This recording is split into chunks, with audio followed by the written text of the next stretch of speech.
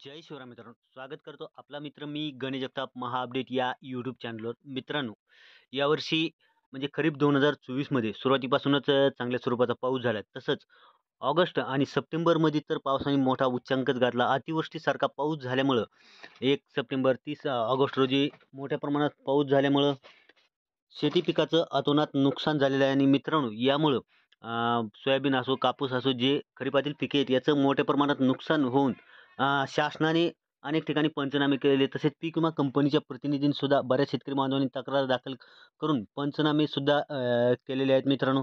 परंतु निवडणुकीची आचारसंहिता लागल्यामुळे याचं जे काम आहे ते संथ गतीने सुरू झालं व आता निवडणूक संपताच मित्रांनो राज्यातील जे खरीपातील जो पीक प्रलंबित पीक विम्याचा प्रश्न आहे तो लवकरच मार्गी निघणार आहे. यामध्ये हे आजचं जे अपडेट आहे आपण बीड जिल्ह्यातील शेतकरी बांधवांसाठीचं हे अपडेट आहे. धनंजय मुंडे यांनी मुख्यमंत्री तथा उपमुख्यमंत्री यांची दोघांचीही भेट घेऊन एक मागणी केलेली आहे आणि लवकरात लवकर शेतकरी बांधवांना पीक विम्याची रक्कम मिळावी अशी मागणी त्यांनी केलेली आहे.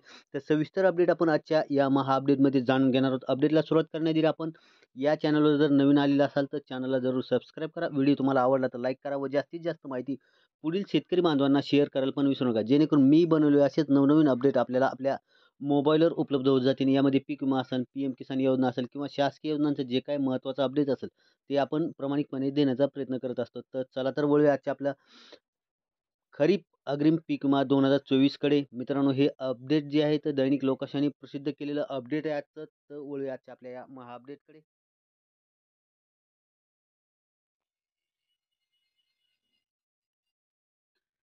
तर मित्रांनो, आपण या ठिकाणी बघू शकता की खरीपातील प्रलंबित पीक विमा लवकरच मिळणार. मुख्यमंत्री उपमुख्यमंत्री सकारात्मक. धनंजय मुंडे यांनी घेतली देवेंद्र फडणवीस आणि अजितदादांची भेट. पीक विम्याबरोबरच डिसेंबरमधील नुकसानीची तात्काळ मदत देण्याची केली मागणी. बीड जिल्ह्यातील खरीप हंगामात अतिवृष्टी व अन्य स्थानिक आपत्तीमुळे पिकांचे नुकसान झाले त्याबाबत तत्कालीन पालकमंत्री असलेले धनंजय मुंडे यांनी भारतीय कृषी विमा कंपनीस जिल्हा प्रशासनाच्या माध्यमातून दिलेल्या निर्देशानुसार खरीप 2024चा पीक विमा अग्रिम 25% प्रमाणे पात्र शेतकऱ्यांना तातडीने वितरित करण्यात यावा. त्याचबरोबर 30 नोव्हेंबर रोजी राज्यात आलेल्या फेंगल चक्रीवादळामुळे बीड जिल्ह्यात डिसेंबर महिन्याच्या पहिल्या आठवड्यात झालेल्या अवकाळी पावसाने रब्बी पिकांचे व तसेच फळ पिकांचे मोठे नुकसान झाले. त्यांचे सॅम्पल सर्वेक्षण करून शेतकऱ्यांना अर्थसहाय्य करण्याबाबतचे प्रस्ताव प्रशासनाकडून गतीने प्राप्त करून शेतकऱ्यांना मदत दिली जावी अशी मागणी सोमवारी धनंजय मुंडे यांनी राज्याचे मुख्यमंत्री देवेंद्र फडणवीस तसेच उपमुख्यमंत्री अजितदादा पवार यांच्याकडे पत्राद्वारे केली. धनंजय मुंडे यांनी सोमवारी मुख्यमंत्री देवेंद्र फडणवीस व अजितदादा पवार या दोघांची या संदर्भात भेट घेऊन मागण्यांचे पत्र उभय नेत्यांना दिले. त्यावर चर्चा केली. बीड जिल्ह्यात सप्टेंबर-ऑक्टोबर दरम्यान मोठ्या प्रमाणात सततची अतिवृष्टी झाल्याने खरीपातील पिकाचे मोठ्या प्रमाणावर नुकसान झाले होते.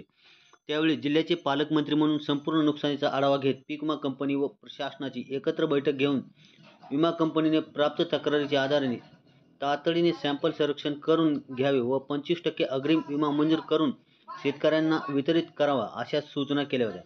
मात्र पुढे निवडणुकीची आचारसंहिता लागताच या प्रक्रियेची गती संथ झाली. त्यामुळे आता पीक विमा कंपनीने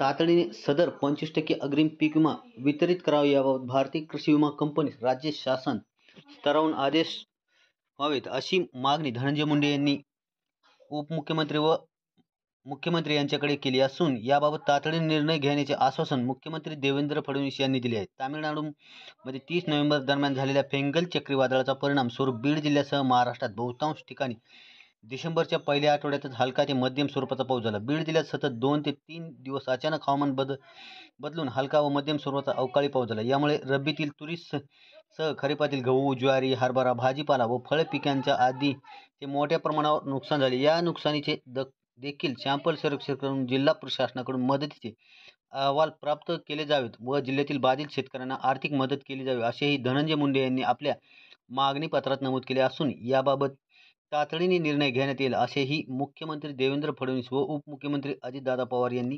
म्हटले आहे. व लवकरच शेतकरी बांधवांना पीक विम्याची रक्कम मिळावी अशी अपेक्षा करतो. भेटूया सेकंड अपडेटमध्ये. तोपर्यंत धन्यवाद.